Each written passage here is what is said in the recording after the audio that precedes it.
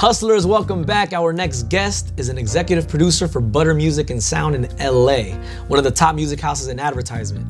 Now, before making her way to the advertising side of the music business, she worked in music PR and music journalism in New York. In addition to her passion for music, she loves dogs, a good punchline, and a nice glass of red.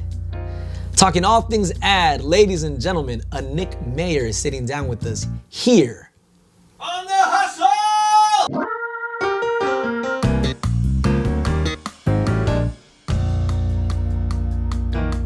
So how are you? How are you? What's up? It's good to see you. Yeah, it's good to see you too. How was the drive out?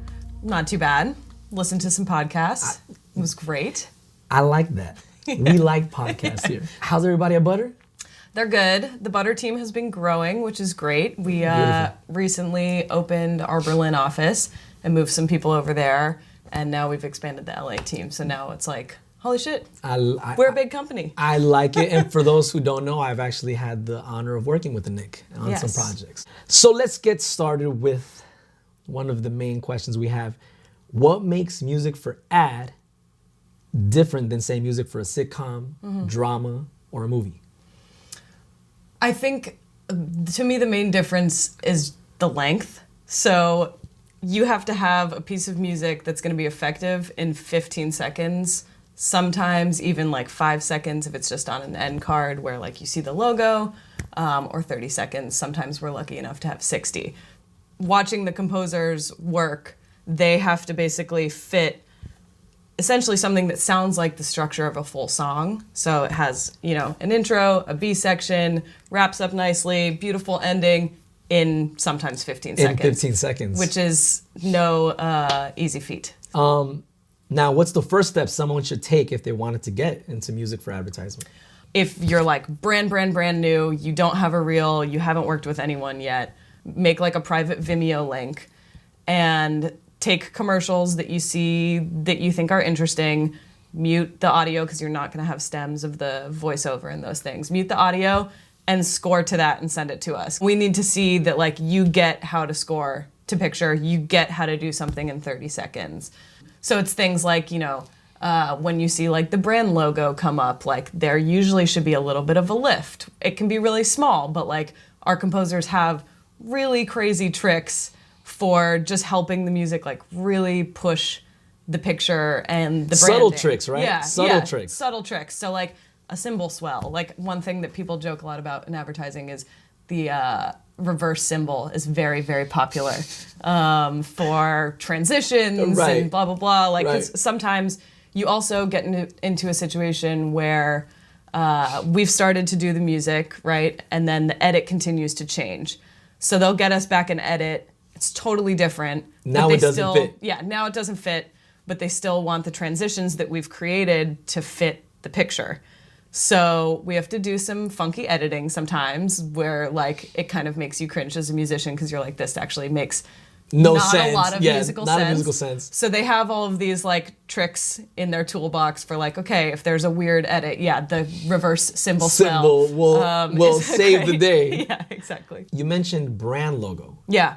So can you talk about what that is? Yeah. What is a sound logo? Yes. So sound logos, we call them mnemonics. So basically it's like the NBC bong bong bong, that thing. It's the HBO like fuzz sound, TV fuzz sound, anything that's like, it can be sound design, it can be music, anything that is like a short sonic ID that the brand can use on like all branding. You'll hear it at the end of a commercial, but other like some brands, Honda in particular, uses a mnemonic at the beginning of their commercials. Right. It's like a doorbell ding dong. It's things like that for the audience to really have like an emotional connection, whether it's like funny or heartfelt, just like encapsulates the brand in literally 3 seconds of sound. They come only with the idea, right? You guys execute that. Yes. That sound bite. It will often be as vague as like, we just want a sound logo. We want a mnemonic. And it's up to us to kind of mine out from them okay, what is your brand? Like, are you guys friendly and trustworthy, or are you funny and irreverent? Kind of like from there, we powwow as a team. We'll say, okay, who do we want to get on this project? Let's say if it's like a funny thing, we're like, okay, who are our like go-to people who like really get comedy? We write up this brief, send it off to everyone, and get back submissions. Like when we start a project for Mnemonics, we'll literally have 100 options that we're going through from our staff composers and our freelance composers. And what we try to do is cull that down to 5 options that we send our client. And because they're so short, like there's so many small variations that will make the difference. Right. You know, the note goes up instead of it goes down on the ending. A different, like a female vocalist versus a male vocalist. And we'll go through and listen to all of them and go, okay, in Butter's opinion, these are the most 5 effective options. And then we'll present that to our client. Usually in advertising, it's not so easy as them just going, cool, we like that one. We'll use it. I realized that in a few projects, Yeah, exactly. Yeah. So we'll do a back and forth with the client. They'll say, sometimes they're like, we like this one. Can we just do some changes and try some things? Right. Sometimes they say, like, we don't like any of them. Can we, try something else? And so we do that back and forth until everyone's this happy. Is it. Right. So you hit on something right now that is a question that I've been asked a lot. Let's say you have a spot that requires a specific voice, instrumentation, or simply a vibe. Yeah. How do you guys find that talent? We have our core people that we work with and our roster of people that we're, calling Now, when the jobs come up. Is that your roster, or is that also management companies that have rosters? I'm glad you made that differentiation. So it's not a roster that like we have contracts with those people. Oh, okay. It's like, these are the people that we call. So like, for example, we have you down for like, anytime we have something that like your voice is going to be good on, we're going to call James. Right. We have like our roster, which is basically just like who we call and for think specific of, jobs. For specific jobs. But something that we're constantly working on always is just like, we get hit up by people all the time. Not all companies are the same, but at Butter, like we really do try to listen to all of them, because you never know that someone emailing you could be James Zavaleta, right. and maybe we're a year from now, oh shit, his voice is amazing. Right. Also, thanks. sorry, I say That's okay. We're not gonna bleep that out. Bleep it out. It's okay. We'll be all right. We'll say, oh shoot. Oh shoot. And if we don't get back to you, sometimes it means we're just too busy. Yeah. Sometimes it might mean like it's not exactly in the place that we need it to be to engage people in work. I would say like take that as a challenge to work on your craft and send us another email maybe a month or 2 down the line. Or let's say a few months later you get a spot, like you win a job with someone else. Right. Or you produce something you're really proud of. Send it to us again and say like, hey, I just went final on something. Exactly. Which is I just a big went deal, final right. on something. And I think that's something that always sparks our interest, because we're like, okay, it worked. Right. They're working. That shows that like they're continuing to work on their craft, and all of those things. So I would say, don't give up after one email. But I'm gonna jump in and say, don't also bombard them with emails. Yes, definitely. And that applies in everything. James. No, it's okay, because that's why we're here. I have vocal contractors that they deal with that. A lot of singers they think that it's persistence, and that's okay. Yeah. I mean, you want to let them know, but like you said, maybe you reach out in a month or 2 months. Don't write 3 emails in a week, guys. Don't do that. It's not a good look. Please don't do that. Yeah, definitely. Right. That's a really, really good point. And I'm glad you said that, because we are really busy. And so if we do get numerous emails very quickly, we unfortunately will kind of be like, oh, this person seems maybe a little too maybe, or almost like difficult to work with, because they don't get it. Yeah. Right. And so I think, I would say like every 2 months, I think is fine. Right. But and definitely like you can do the check-in, hey, just checking in, but I would say checking in with something to share is really key. Right. So if you don't have something, like if there's not something new, I'd say maybe like hold off on checking in unless it's been a really long time and you're like, hey, just wanted to drop you a line. Right. But I would say like, don't hesitate to reach out, but like you said, with restraint. With restraint, absolutely. So now changing things up a bit, right? How has the music for ad changed in the last 20, 30 years? The biggest one is brands wanting to work with bands. That's a huge thing. Like they definitely, and we get this all the time at Butter from our clients. Sometimes get the comment like, we want to work with real musicians. We want to work with a band as opposed to a composer, which always makes us cringe a little bit because we're like, well, here's the thing: we are also still real musicians. Yeah. But it's definitely a thing. Like they want to work with a band. I think for a lot of reasons to to capitalize on their followers. So the brand will say like, you know what, this will make sense for us because if their track is on our commercial and we're trying to go and advertise to 20-something-year-olds and this band meets that demographic. meets the demographic, like this makes sense for us. So that's definitely like an added bonus for them is working with bands that have social media following. Wow, yeah. So that's a good tip for all you bands out there. Yeah, definitely. So check it out. While Annick and I try to work out a one-line hit jingle, here's another production tip from John Kubis.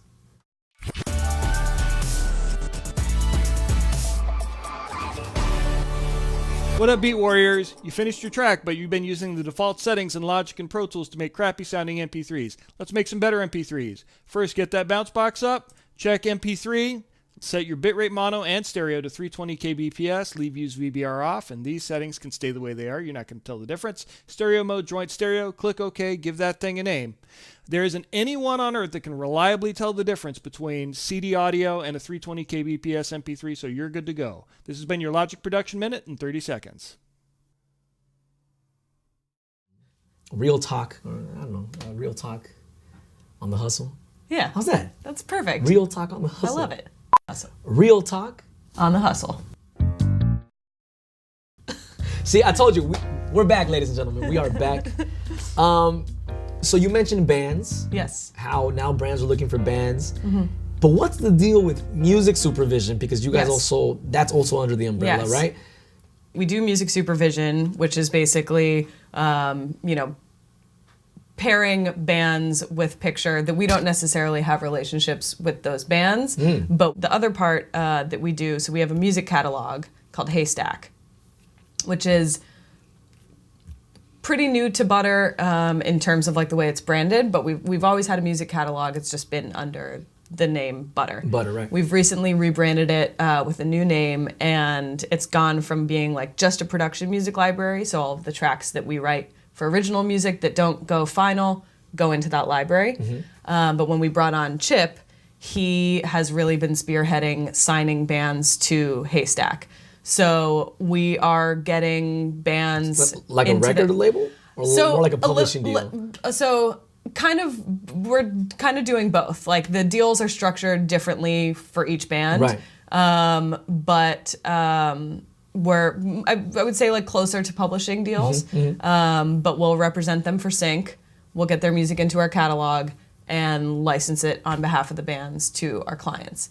Awesome. So that has been really, really great. And I think like especially for the trend in advertising that people really want to use like real authentic bands. This is the way. The avenue. Yeah.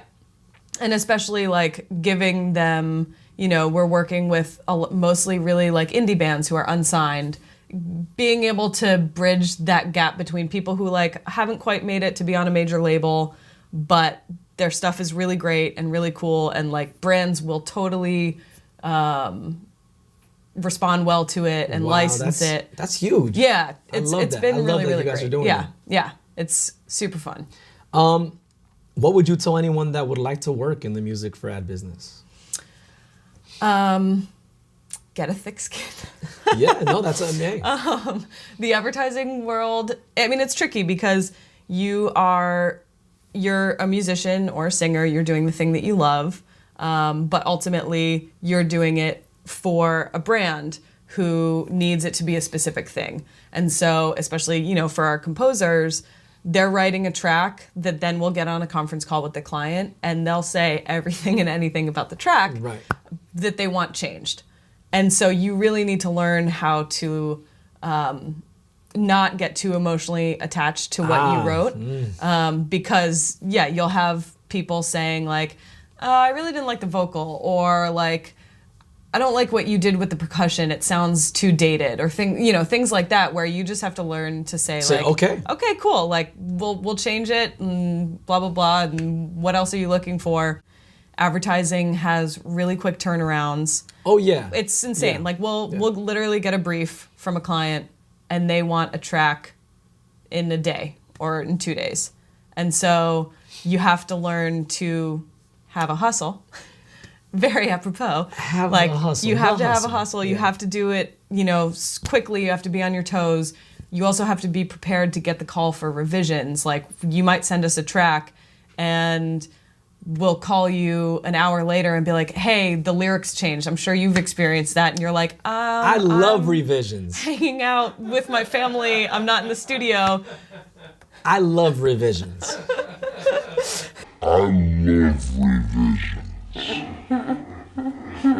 But it's true. I mean, I think like what makes people like yourself and the freelancers that we work with good at what they do being able to turn it around. Trust that like they're never going to leave us hanging. Of course there are extenuating circumstances, right? And they, you might be in a tough spot where you're like, I literally can't get to the studio, yeah. And we understand that. Right. But for the most part, like you guys are the people we call because we know you're never going to say like, I just left the studio, I'm not going to go back and do it. Yeah, you're doing that. You're not working. We won't call that person back. Right. So, and because we have to do that for our clients as well. Like our motto at Butter is always be the solution, not the problem. And I love it. And die by that. Yeah.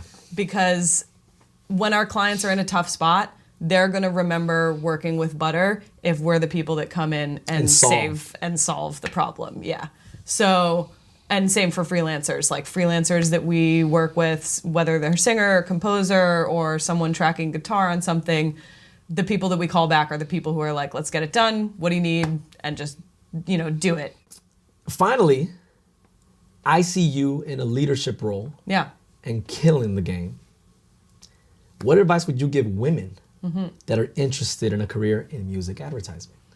I was thinking about this a lot actually on my drive over. I think like I'm a woman and I'm a younger woman, and this industry, like especially in my position, other EPs at companies tend to be male and tend to be older.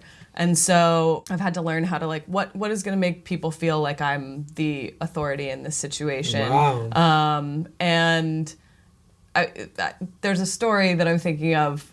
When I first became an EP at Butter, I went and did a screening at an ad agency of our work. So I bring lunch to the ad agency and I bring a reel of our work, show it to the creatives and the producers there, and basically like try to sell Butter and get them to work with us.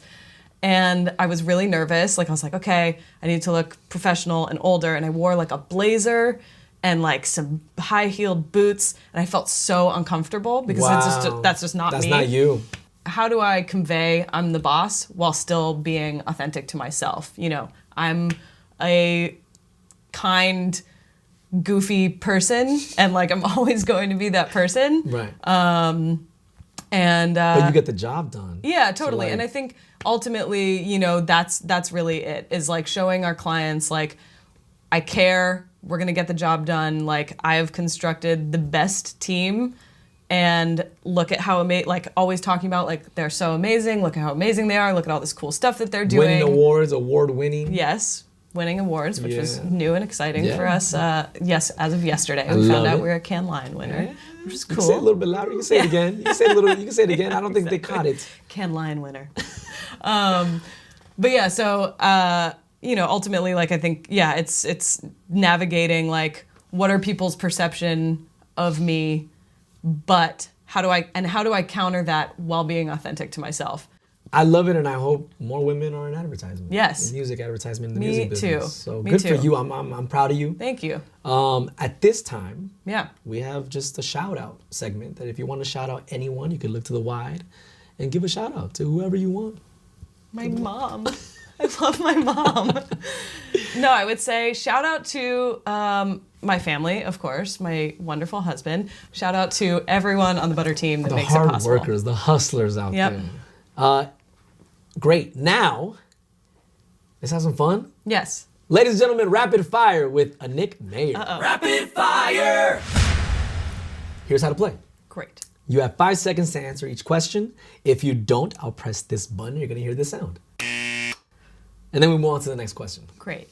Try and answer as many questions as possible. Are you ready? No. Here we go. Pinot or Cab? Cab. Name this brand.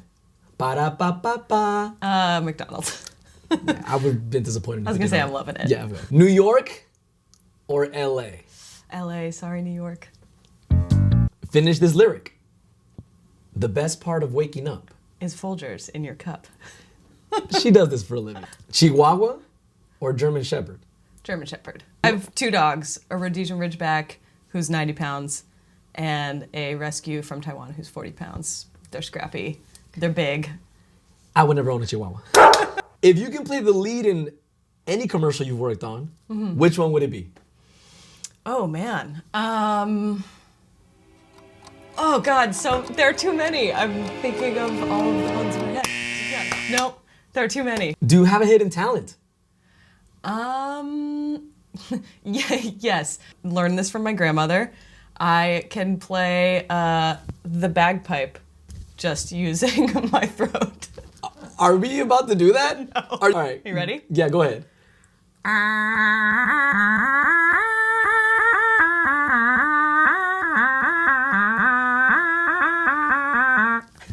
Thank you. Mind Gabby. blown.